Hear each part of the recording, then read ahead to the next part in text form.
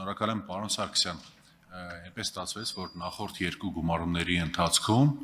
այս հանձնաժողովը ղեկավարել է ընդդիմադիր, մեր քաղաքական ուժերը,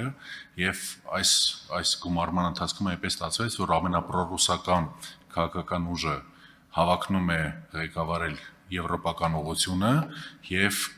պրո-արևմտյան, եթե կարելի է այդպես կոչել, քաղաքական ուժը որոշեց ղեկավարել ԵԱՏՄ հարցերով մշտական հանձնաժողովը։ Արդյոք դուք տեսնում եք ԵԱՏՄ-ում մեր զարգացման հեռանկարները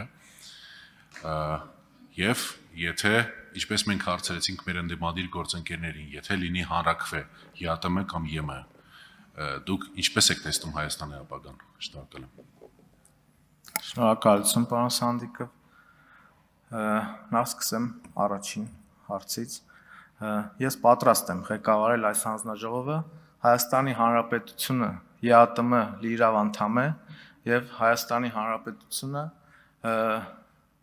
ԵԱՏՄ շահառու հենց երկիր է, սպառող երկիր է եւ ԵԱՏՄ ապրանքաշրջանառության մեջ ունի իր կարևոր դերը եւ այն 8 միլիարդը, որը նշեցի, դրանից մոտ 3 միլիարդը արտահանումն է, իսկ 5 միլիարդը ներմուծումը։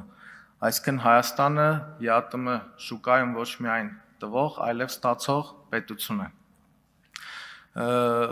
Այսօր մեր քաղաքականությունը այն է, որ մենք ԵԱՏՄ անդամ ենք եւ շարունակում ենք լինել ԵԱՏՄ անդամ, աշխատել եւ համագործակցել մեր գործընկեր պետությունների հետ։ Ինչ վերաբերվում է հանրաքվեին, ինչպես նշել է Հայաստանի Հանրապետության վարչապետը, այսօր մենք նման օրակարգ չունենք եւ այլընտրանք չունենք հանրաքվե իրականացնելու համար։ Արձագանք։ Շնորհակալ եմ, շատ ճիշտ եք, վարչապետը վերջերս միջկառավարական նիստի ժամանակ նաև նշեց, որ Հայաստանը ԵԱՏՄ-ին տվել է ավելի շատ, քան ստացել է, գումարային առումով, եւ կարծում եմ այս պարագայում մեր համագործակցությունը ԵԱՏՄ շրջանակներում դեռ շատ ու շատ անելիքներ ունի, շատ ու շատ հեռանկարներ ունի եւ ես վստահ եմ, ես ինքս արդեն վերջին նախորդ երկու գումարմանը եւ այս գումարման ընթացքում հավակնում եմ լինել ԵԱՏՄ հանձնաժողովի անդամ, վստահ եմ, որ մենք այս պարագայում անելիքներ շատ ու շատ ունենք եւ ակնկալում եմ, որ դուք ղեկավարելով այս հանձնաժողովը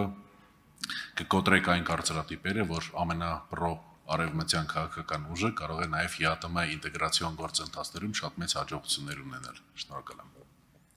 Շնորհակալ եմ, պարոն Սանդիկով։ Իհարկե Հայաստանի շահին պետք է ծառայել եւ ծառայել անմնացորդ։ Ինչ վերաբերում է այսօր ընդդիմությանը պրո-եվրոպական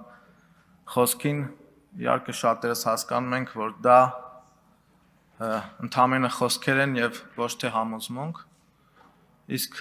մեր դեպքում դա գործ է, աշխատանք միտված Հայաստանի Հանրապետության շահին։